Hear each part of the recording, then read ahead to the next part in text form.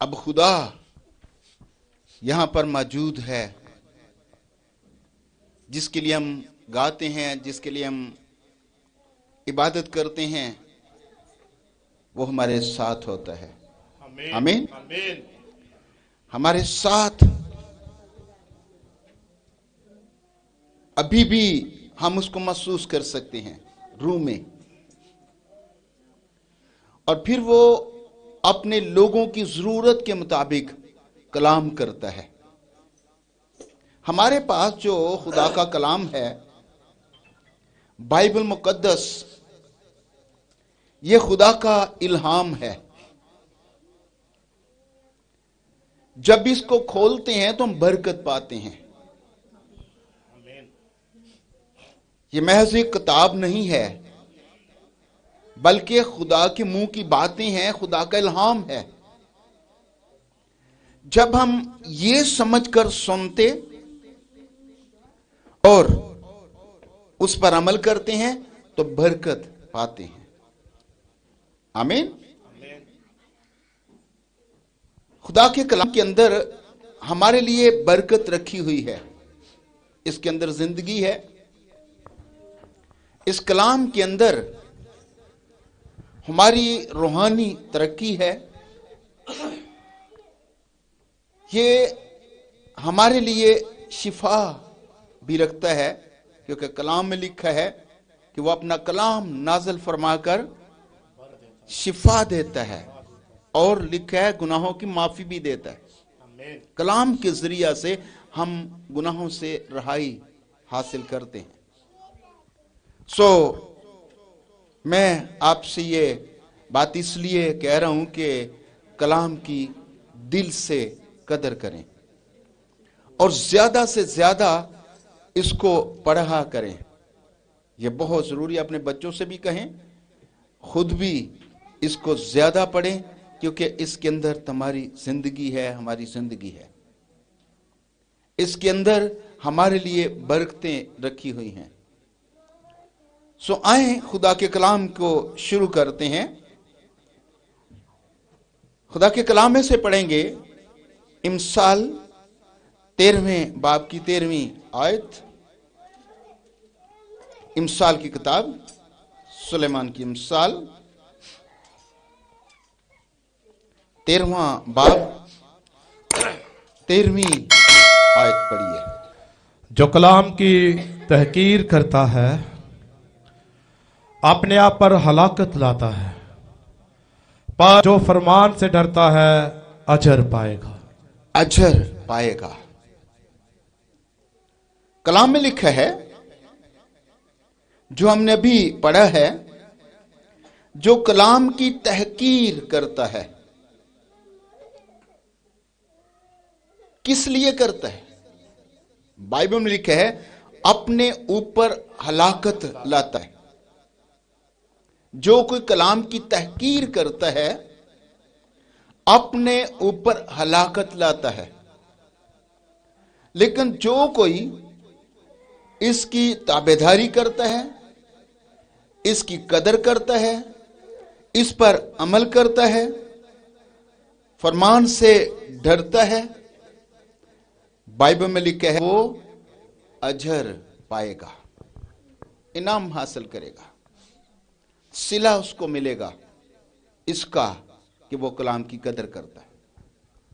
اس لیے خدا کے کلام کو خدا کا الہام سمجھ کر پڑھیے، اور خدا کا الہام سمجھ کر عمل کریں۔ خدا برکت دیتا ہے۔ لیکن جو کوئی اس کی تحقیر کرتا ہے، کلام میں لکھا ہے اس کی مزدوری کیا ہے؟ وہ اپنے اوپر ہلاکت لاتا ہے۔ اپنی ہلاکت کے لیے وہ یہ کرتا ہے۔ خدا نے اپنے سب ناموں سے زیادہ اپنے کلام کو عزت دی، عظمت دی۔ اور ہم نے یہ بھی سیکھا پچھلے دنوں میں، پطرس اس کی گواہی یوں دیتا ہے، ہمارے پاس نبیوں کا وہ کلام ہے جو سب سے زیادہ معتبر ہے، سب سے اتم ہے جو ہمارے پاس ہے۔ اور اسی کلام کے ذریعہ سے انسانوں کی زندگیاں بدل جاتی ہیں. آمین. کلام کی تحقیر، کلام کی مخالفت یہ شروع سے ہی چلتی آئی ہے. اگر کوئی آج کرے بھی تو یہ نئی بات نہیں ہے.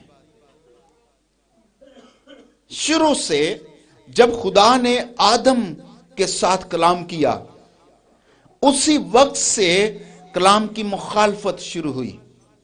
آدم اور حوا کے ساتھ جو خدا کا کلام تھا وہ بک کی صورت میں تو نہیں تھا، زبانی خدا نے کلام دیا اور شیطان نے اس کلام کی مخالفت کی، کیونکہ اس کلام کے اندر ان کی زندگی تھی.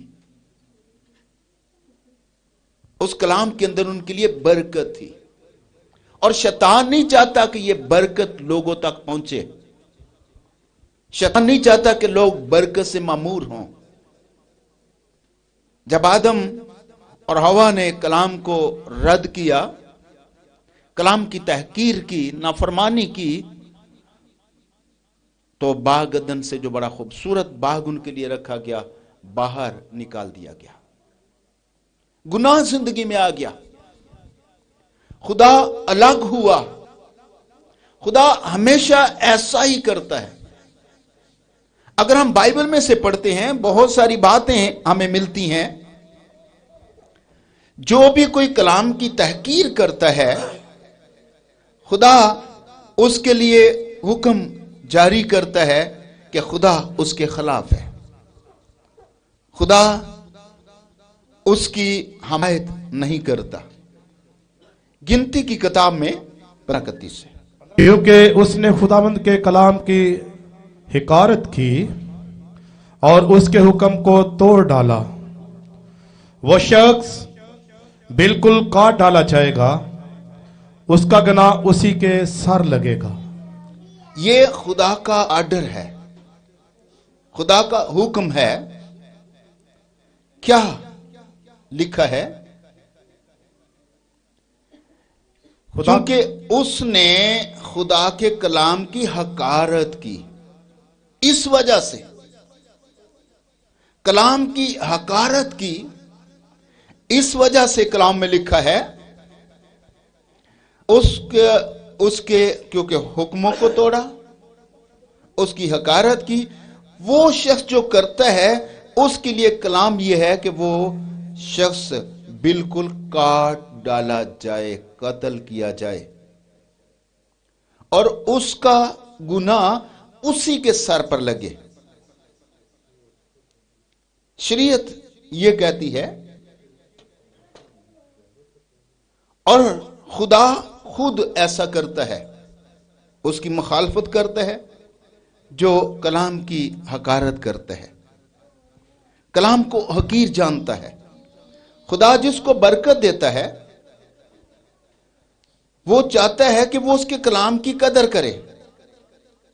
اگر وہ اس کی بے قدری کرتا ہے تو خدا اپنی برکت کو واپس لے لیتا ہے. اگر کلام کے اندر برکت شامل ہے، آپ کے لیے کلام کے اندر آپ کے لیے برکت موجود ہے، لیکن جب آپ کلام کی حقارت کرتے ہیں تو خدا برکت واپس لے لیتا ہے اور اس کے بدلے سزا دیتا ہے، غضبناک ہو جاتا ہے، مخالف جاتا ہے. اگر آپ اس کا تجربہ کرنا چاہیں تو زمین پر بہت ساری مثالیں ہمیں ملتی ہیں، لیکن چند ایک باتیں بائبل میں سے سیکھیں گے اور اس کے بعد ہم زمین کے کچھ مثالوں سے بھی سیکھیں گے جو یہاں پر موجود لوگ ان میں سے بھی کچھ لوگوں کو سیکھ سکتے ہیں. لیکن بائبل کے اندر جو گواہیاں ہیں، تواریخ کی دوسری کتاب 30ویں باب میں ایک واقعہ میں ملتا ہے. اس حصے میں حزقیاہ بادشاہ کے بارے میں، یہ 11ویں آیت سے شروع ہوتا ہے. اگر ہم اس کو آہستہ آہستہ پڑھیں تو اس سے سیکھ سکتے ہیں. صدقیہ 21 برس کا تھا सिदकिया बादशाह 21 वर्ष का था जब वो सल्तनत करने लगा, जब उसको खुदा ने बादशाही दी, सल्तनत करने का बादशाह बना, तब उसकी उम्र 21 वर्ष थी। और उसने 11 बरस यरूशलेम में सल्तनत की। 11 बरस तक वो यरूशलेम पर सल्तनत करता रहा। और उसने वही किया जो खुदा की नजर में बुरा था। अब उसकी जिंदगी में खराबी आई, खुदा ने उसे बादशाह बनाया, खुदा ने उसे बरकत दी। बाइबल में लिखा है कि 11 साल तक तो वो बादशाह रहा। फिर एक दिन ऐसा आया कि उसकी जिंदगी में खराबी आई, वो खुदा के खिलाफ करने लगा और बुरे कामों में पड़ गया। वो ही करता रहा जो खुदा की नजर में बुरा था। और उसने यिर्मयाह नबी के हुजूर, जिसने खुदावंद के मुंह की बातें उससे कहीं, आज सी ना की। उसने यिर्मयाह नबी के हुजूर जब वो खुदा की बातें सिखा रहा था, उसने आजिज़ी ना की। मुखालफत किसकी की? बातों की, खुदा की बातों की, खुदा की कलाम की। उसने खुदा के कलाम की मुखालफत की और यिर्मयाह की बातों की तहकीर की, हकीर जाना। कलाम में लिखा है, उसने यिर्मयाह नबी के हुजूर, जिसने खुदा के मुंह की बातें, जो खुदा का कलाम है, उससे कहीं और उसने आजी ना की। आजी ना की। फिर क्या हुआ? आगे पढ़िए। और उसने नबूकदनेस्सर बादशाह से, नबूकदनेस्सर बादशाह से, जिसने उसे खुदा की कसम खिलाई थी, बगावत की। उसने उस बादशाह से, जिसके सामने उसने हलफ उठाया, जिसके सामने उसने कसम खाई थी, उसने उसकी भी बगावत कर दी। बल्कि वो गर्दनकश हो गया। बल्कि वो नाफरमान हुआ, गर्दनकश होने लगा। और उसने अपना दिल ऐसा सख्त कर लिया, उसने फिर अपना दिल इस तरह सा सख्त कर लिया कि खुदावंद इस्राएल की खुदा की तरफ रजू ना लाया। फिर वो इतना सख्त हो गया कि वापस नहीं आया। गलती होती है, इंसान वापस आ जाता है, लेकिन ये वापस नहीं आया, गलती पे गलती करता रहा। आगे, उसके सिवा काहनों के सब सरदारों, हाँ, ऐसा हुआ कि उसके सिवा काहिनों के सब सरदारों और लोगों ने कौमों के सब नफरती कामों के मुताबिक बड़ी बदकारियां की। सारे लोग भी उसके इस काम पे पड़ गए और वो भी बदकारियां करने लगे। और उन्होंने खुदावंद के घर को, इस तरह से उन्होंने खुदा के घर की भी तहकीर की, जिसे उसने यरूशलेम में मुकद्दस ठहराया था, वो नापाक घर जिसे किया। यरूशलेम में मुकद्दस ठहराया गया था, उसको भी किया। नापाक किया। और खुदावंद उनके बाप दादा के खुदा ने अपने पैगंबरों को उनके पास बार वक्त बेच बेच कर पैगाम भेजा। खुदा बार बार नबियों को, पैगंबरों को भेजता रहा कि वो उसे बताएं कि ये गलत है, खुदा के कलाम की नाफरमानी करना गलत है, इस तहकीर करना गलत है। क्योंकि उसे अपने लोगों और अपने मस्कन पर तरस आता था। क्योंकि खुदा इसलिए भेजता रहा नबी, क्योंकि उसको लोगों पर तरस आता था कि इसकी वजह से लोग हलाक ना हो, इसलिए खुदा बार बार अपने नबी भेजता रहा। लेकिन उन्होंने खुदा के पैगंबरों को ठट्ठू में उड़ाया। उस कौम ने और उस बादशाह ने, उन्होंने क्या किया? उन्होंने खुदा के पैगंबरों का मजाक उड़ाना शुरू कर दिया, ठट्ठू में उड़ाया और उसकी बातों को नाचीज जाना। और उसकी बातों को जो पैगंबर करते या नबी करते, वो उनको नाचीज जानना शुरू हुए और उसके नबियों की हंसी उड़ाई और नबियों का मजाक करने लगे, हंसी उड़ाने लगे। यहाँ तक कि खुदावंद का गजब अपने लोगों पर ऐसा भड़का, खुदा का गजब इस कदर उन पर भड़का कि कोई चारा ना उनके रहा। पास कोई चारा ही ना रहा बचने का। और मुख्तलफ बादशाहियां चढ़ आई उन पर, जंग हुई, नुकसान हुआ। और इसकी वजह क्या थी? کلام کی نافرمانی، کیونکہ انہوں نے خدا کے کلام کو رد کر دیا۔ سول سے بھی خدا نے کہا دیکھ تو نے خدا کے کلام کو رد کر دیا۔ نبی نے کہا کہ خدا کہتا ہے دیکھ تو نے خدا کے کلام کو رد کر دیا اور خدا نے بھی تجھے رد کر دیا۔ جو کلام کو رد کرتا ہے خدا اسے رد کر دیتا ہے، جو کلام کی تحقیر کرتا ہے خدا اس کو سزا ضرور ہی دیتا ہے، اس کو خدا اس کا بدلہ ضرور دیتا ہے۔ اس لیے جو ہم نے کلام میں سے پڑھا، جو کلام کی تحقیر کرتا ہے وہ کس لیے کرتا ہے؟ اپنی ہلاکت کے لیے کرتا ہے۔ اور جو فرمان سے ڈرتا ہے، جو کلام سے ڈرتا کانپ جاتا ہے، بائبل میں لکھا وہ اجر پائے گا۔ یسایہ میں خدا نے کہا ہدیے لاؤ، بیل ذبح کرو، خدا کا گھر بناؤ، کچھ بھی کرو، مجھے ایک ہی شخص پر نگاہ ہے جو کلام سے کانپ جاتا ہے، جو کلام سے ڈرتا ہے، کلام سنتا اور ڈر جاتا ہے اور پھر فوراً عمل کرتا ہے۔ خدا اسی پر نگاہ کرتا ہے۔ خدا اپنے کلام کی بڑی قدر کرتا ہے، اسی لیے لکھا ہے کلام میں کہ یہ خدا کا الہام ہے، خدا نے اپنے سب ناموں سے بڑھ کے اس کو عظمت دی ہے، عزت دی ہے، قدر کی ہے، کیونکہ خدا حقیقت میں یہ کلام خدا کا الہام خدا ہی ہے، یہ زندہ ہے۔ اس کی تحقیر کرنا اپنی موت کو دعوت دینا ہے، اور یہ زندہ ہے، اور زندہ جو ہے وہ جانتا ہے کہ کون اس کی قدر کرتا ہے، کون اس کی تحقیر کرتا ہے۔ زندہ کو پتا ہے کہ وہ کون اس کی قدر کرتا ہے، کون اس کی نافرمانی کرتا ہے۔ اگر ایک اور خیال آپ بائبل میں سے پڑھ دیں، سموئیل کی دوسری کتاب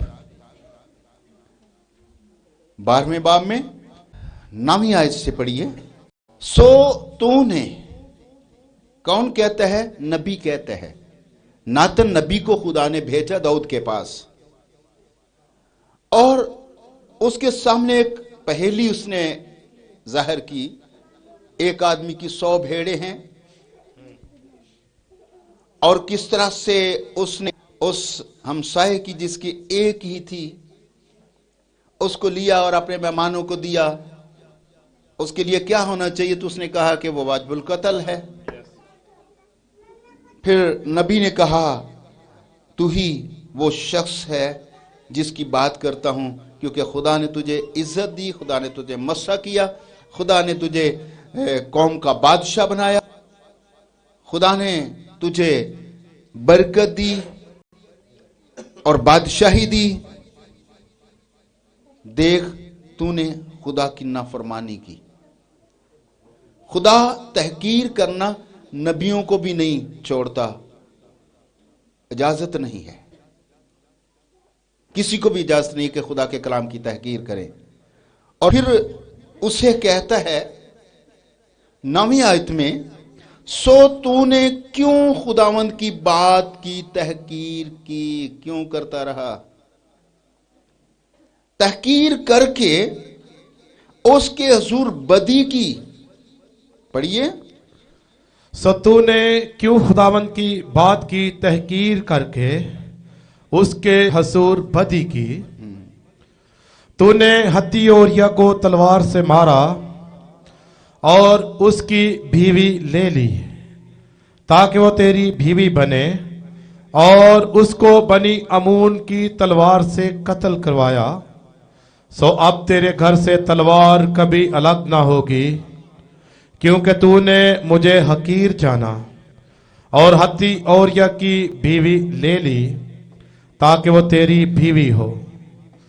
سو خداوند یوں فرماتا ہے کہ دیکھ میں شر کو تیرے ہی گھر سے تیرے خلاف اٹھاؤں گا، اور میں تیری بیویوں کو لے کر تیری آنکھوں کے سامنے تیرے ہمسایہ کو دوں گا، اور وہ دن دہاڑے تیری بیوی سے صحبت کرے گا۔ سنیے، خدا نے کہا چونکہ تو نے تحقیر کی، کلام کی، 10ویں آیت میں لکھا ہے سو اب تیرے گھر سے تلوار کبھی الگ نہ ہوگی، کیونکہ تو نے مجھے حقیر جانا، تو نے مجھے حقیر جانا۔ اب خدا کہتے تو نے مجھے حقیر جانا۔ حقیر کس کو جانا؟ خدا کی بات کو، خدا کے کلام کو حقیر جانا۔ 12ویں آیت میں لکھا ہے کیونکہ تو نے تو چھپ کر یہ کیا، پر میں سارے اسرائیل کے روبرو دن دہاڑے یہ کروں گا۔ تب داؤد نے ناتن سے کہا میں نے خدا کا گناہ کیا ہے۔ مان گیا کہ میں نے غلط ہوں۔ کبھی لوگ غلط ہوتے مانتے بھی نہیں ہیں۔ اس نے کہا میں نے گناہ کیا۔ تب داؤد نے ناتن سے کہا کہ میں نے خدا کا گناہ کیا۔ ناتن نے داؤد سے کہا کہ خداوند نے بھی تیرا گناہ بخشا، اقرار کرنے کی وجہ سے بخشا، پر تو مرے گا نہیں۔ تو بھی چونکہ تو نے اس کام سے خداوند کے دشمنوں کو کفر بکنے کا بڑا موقع دیا، اس لیے وہ لڑکا بھی جو تجھ سے پیدا ہوگا مر جائے گا۔ تو نے معافی تو مانگ لی، لیکن خدا کے دشمنوں کو تو نے کفر بکنے کا موقع دیا کہ وہ نبی کے خلاف باتیں کریں اور وہ بھی نقصان اٹھائیں۔ وہ نبی کے خلاف باتیں کریں گے، وہ بھی نقصان اٹھائیں گے، لیکن تو نے ان کو موقع دیا۔ تیرا یہ گناہ ہے، اس لیے وہ لڑکا نہیں بچا۔ اس نے دعائیں کی، روزے رکھے، لیکن وہ بچا نہیں، کیونکہ خدا کلام کی تحقیر کرنے والوں کے خلاف ہے، ہمیشہ خلاف ہے۔ خدا اپنے کلام کی قدر کرتا ہے، جو اس کی قدر کرتا ہے خدا اس کی قدر کرتا ہے، جو اس کو حقیر سمجھتا ہے خدا اس کی مخالفت کرتا ہے، خدا اس پر غضبناک ہوتا ہے۔ اس لیے ہمیں یہ ساری باتیں جاننا بہت ضروری ہیں۔ کلام کی تحقیر کرنا، ابھی ایک نئی خبر ہے جس کی میں آپ کو مبارکباد بھی دیتا ہوں، امریکہ کے صدر کی، کہ خدا نے اسے برکت دی، اسے کامیابی دی۔ آمین۔ ٹرمپ کو خدا نے کامیابی دی، اور اس کے خلاف ایک لیڈی کو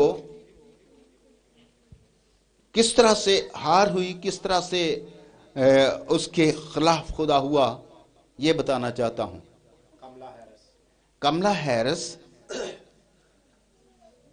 اس نے بہت محنت کی تھی اپنے کام کے لیے، لیکن خدا نے اسے کامیاب نہیں ہونے دیا۔ وجہ کیا تھی؟ ٹرمپ نے کہا کہ میں مسیحی ہوں اور مسیحی رہوں گا، اس کے بیان یہ تھے۔ اور کملا ہیرس کے آپ نے سنا کس وجہ سے ہاری ہو؟ اس نے مسیح کا اور مسیح کے نام کا اور مسیح کے لوگوں کا مذاق اڑایا تھا لوگوں کے سامنے۔ جب وہ تقریر کر رہی تھی تو ایک شخص نے نعرہ لگایا یسوع مسیح کا، جیزس از لارڈ۔ دوسرے نے پیچھے کہا جیزس از کنگ، اور اس نے کہا آپ خاموش رہیں، ادھر آپ جیزس کی منادی کرنے نہیں آئے، جیزس کا کام نہیں ہے، یہ ہماری سیاسی تقریر ہے، ادھر جیزس کا کوئی کام نہیں، اور جاؤ اگر یہ کرنا ہے تو کنونشن میں چلے جاؤ، وہاں پر جا کے کرو۔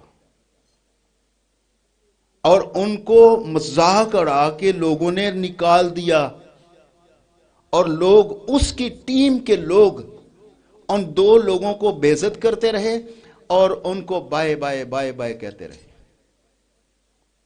उन्होंने खुदा के लोगों को और खुदा के कलाम को बाय बाय कहा, खुदा ने उसे बाय बाय कर दिया। आमीन।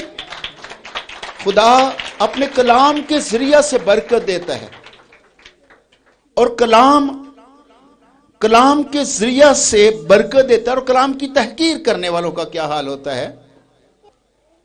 एक शख्स ने बहुत बड़ा बहरी बेड़ा बनाया और उसने बनाने के बाद यह कहा, अब तो खुदा भी इसको नहीं तोड़ सकता। इतना मजबूत बनाया कि उसने कहा अब तो खुदा भी इसका कुछ नहीं कर सकता। तो क्या हुआ उसके साथ? खुदा के कलाम में लिखा है, जिंदा खुदा के हाथ में पड़ना हौलनाक बात है, यह आसान नहीं है। अब तो यह बेसमझ शख्स जाकिर नाइक इन दिनों में बड़ा अरूज पे है बाइबल की मुखालफत करने में। वो खुदा को नहीं समझता, खुदा क्या कर सकता है उसको नहीं समझ, और खुदा के कलाम की वैल्यू का उसे कुछ पता नहीं। खुदा इसकी कितनी कदर करता है उसको कुछ पता नहीं। वो आराम से कह देता है ये बाइबल बदल गई है, उसको ये नहीं पता ये खुदा का कलाम है। खुदा का कलाम बदलता नहीं है। खुदा जो मुंह से कह देता है सो कह देता है, जो उसके मुंह से निकलता है वो इल्हाम है, वो खुदा का कलाम है, वो कभी नहीं बदलता और किसी की जुर्रत भी नहीं किसको बदले। वो अपनी बेसमझी के वजह से ये कहता है कलाम बदल गया, लेकिन कलाम अपने अंदर एक आग रखता है, पावर रखता है। कलाम की तहकीर करने वाले अपने ऊपर हलाकत लाते हैं। जैसा कि मैंने पिछले मजमून में भी एक शख्स की बात जो इसी का उस्ताद था उस बात मैंने आपको सुनाई। उसने खुदा को चैलेंज किया और कहा कि अगर मैं कलाम के लिए गलत हूं, मैं खुदा की नजर में ठीक नहीं हूं, तो मेरी जुबान बंद हो जाए, और अगर वो जो उसके साथ बात कर रहा था पास्टर था, अगर वो ठीक नहीं तो उसकी जुबान हमेशा के लिए बंद हो जाए। तो क्या हुआ आप भूल गए? मैंने सारी स्टोरी पिछली दफा सुनाई थी। उस पर फालिज का अटैक हुआ था और उसकी जुबान बंद हो गई। 9 साल तक अपनी जिंदगी के आखिरी 9 सालों में बेड पर रहा, कभी कोई जुबान से कुछ बोल नहीं सका। आंखों के इशारे से अपनी हेल्प चाहता था। सारा का सारा बदन उसका डेड था, लेकिन ऊपर वाला हिस्सा जिंदा था, ताकि वो समझे और लोग उससे सीखें कि कलाम की हकारत करना कितनी बुरी बात है। लोगों से सीखें। फिर मैंने डेबड़ का भी बताया था, उसने भी कलाम की हकारत की, नाफरमानी की, किस तरह से उसके साथ हुआ। बहुत सारी मिसालें मिलती हैं, बहुत सारी चीजें मिलती जिनसे सीख सकते हैं। जिन्होंने खुदा के कलाम की हकारत की, खुदा के कलाम की बेकदरी की, उनके साथ क्या हुआ। 2 बातें मैंने बताई थी, या तो वो बदल कर मसीही हुए और या फिर हलाक हुए। इन दोनों में से एक काम उनके साथ जरूरी होता है। हमारे सामने अगर कोई खुदा के कलाम की तहकीर करता है, गुस्सा आता है या नहीं आता? आता है ना। हमारे तो पाकिस्तान की कोई तहकीर करे तो उसकी भी हमें गुस्सा आता है ना। पाकिस्तान के खिलाफ अगर कोई बोलता है तो हमें गुस्सा आता है, आता है ना, क्योंकि हमारा मुल्क है और हमें बाइबल ने सिखाया कि अपने मुल्क के लिए भी दुआ करो। और जनाब डॉक्टर साहब तो हमारे मुल्क की भी मुखालफत करते रहे और उसका भी हमें गुस्सा तो आता था। तो भी बाइबल हमें क्या सिखाती है? बाइबल ये सिखाती है अगर कोई तुम्हारी या तुम्हारे खुदा की तहकीर करे तो तुमने उसके साथ क्या करना है? सर तन से जुदा करना है? यीशु मसीह ने क्या सिखाया उसके लिए पढ़िए। खुदा के कलाम के एक हवाला पढ़िए, लूका की इंजील के 6 बाब में 28वीं आयत। मसीह की तालीम तहकीर करने वालों के लिए जो हमें आर्डर है।